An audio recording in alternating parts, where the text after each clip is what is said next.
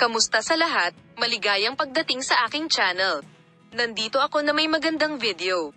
Ngayon ay magbabahagi ako ng magandang video tungkol sa Ozgay Girl at Serkan Kayaglo para sa iyo. Ang lahat ng mga detalye ay nasa aking video. Huwag kalimutang mag-subscribe sa aking channel, i-like at ibahagi ang aking video para sa mga espesyal na post para sa mga tagahanga ni na Ozgay Girl at Serkan Kayaglo.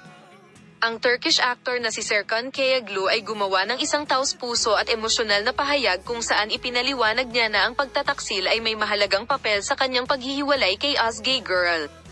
Ang hindi inaasahang pag-amin ay nagdulot ng kontrobersya sa mga tagahanga at tagasunod na sumusubaybay ng malapit sa relasyon ng mag-asawa. Sanhinang, ibinahagi ni Serkan Kayaglo ang sumusunod sa kanyang pahayag at post sa social media. Ikinalulungkot kong ipahayag na ang aming relasyon ni Ozgay Girl ay natapos na.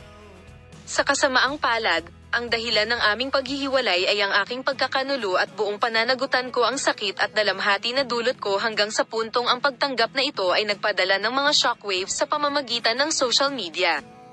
Nagpahayag ang mga tagahanga ng kanilang sorpresa at pakikiramay kina Serkan Kayaglo at Ozgay Girl, at ang mag-asawa ay pinuri para sa kanilang on-screen na chemistry at off-screen na pag-iibigan, at itinuturing na isa sa mga pinakasikat na mag-asawa sa Turkish entertainment industry. Habang kumalat ang balita tungkol sa pagbubunyag ng pagtataksil, naging sentro ang mga talakayan tungkol sa pagiging komplikado ng mga relasyon at mga paghihirap na kinakaharap ng mga individual sa harap ng publiko. Habang nagdulot ng mga reaksyon ang pagiging prangka ni Serkan Kayaglo tungkol sa dahilan ng kanyang paghihiwalay, ang magkabilang panig ay nagpahayag ng kanilang mga opinyon tungkol sa ang publiko.